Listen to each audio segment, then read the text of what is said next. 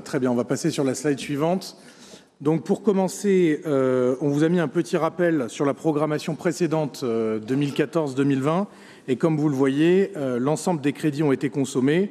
Je rappelle le montant pour ce qui était du FEDER FSE, c'était 1,1 milliard d'euros. Et au total, c'était 2667 projets qui ont été financés. Et concernant le FEADER, c'est 980 millions d'euros et près de 45 000 dossiers.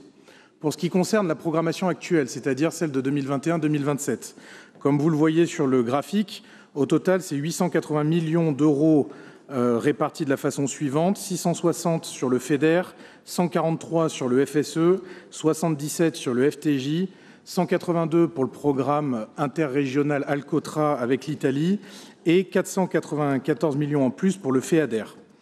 Alors les priorités, quelles sont qui sont les nôtres sur cette programmation? Donc dans un premier temps, il y a l'aide aux entreprises régionales, la ruralité, la santé. Et en ce qui concerne le FEADER, c'est le renouvellement des générations d'agriculteurs, la modernisation des exploitations, la valorisation des forêts et évidemment l'accompagnement au changement climatique. Pour ce qui est de la programmation, vous le voyez, c'est les derniers chiffres qui sont en bas de la slide. Donc concernant le programme régional de FEDER, de FSE et de FTJ, on est à 65% de programmation. Quand vous le voyez sur les autres régions françaises, la moyenne est à 47%. On est l'une des régions qui a le plus programmé à ce stade. Et quand vous comparez aux régions européennes, on est plutôt sur un chiffre autour de 43,6%.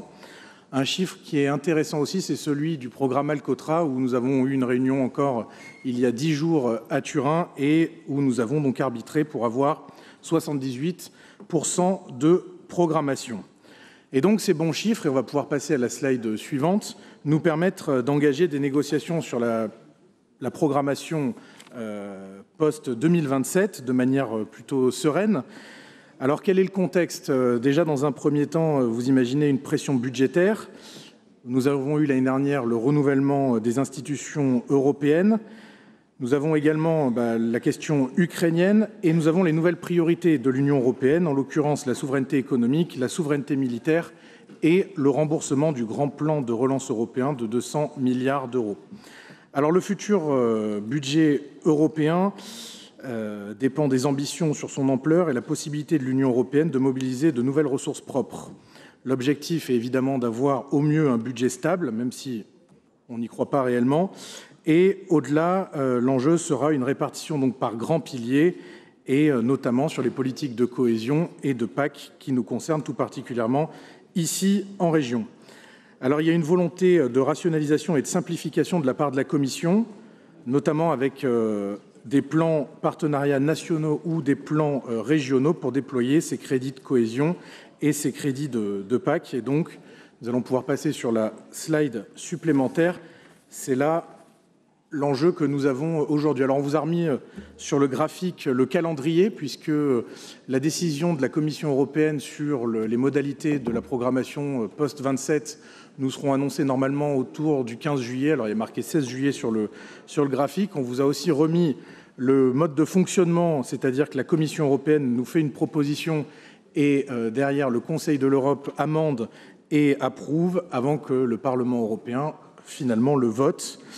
À ce stade, nous avons eu une première communication de la part de la Commission européenne, notamment sur les plans nationaux liant réforme et investissement.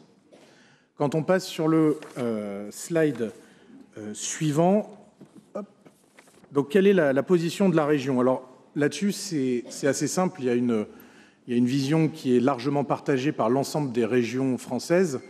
Et donc l'objectif de ce rapport et de la position du vœu que nous avions adopté en mars dernier, c'est dans un premier temps d'assurer un pilotage en proximité de cette politique de cohésion et de cette politique de la PAC.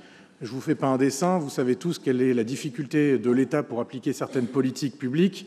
Et nous croyons précisément que c'est en gardant au plus près des territoires l'application de cette politique européenne qu'on arrivera à atteindre 100% de programmation et de réalisation, comme ça a été le cas sur la précédente programmation.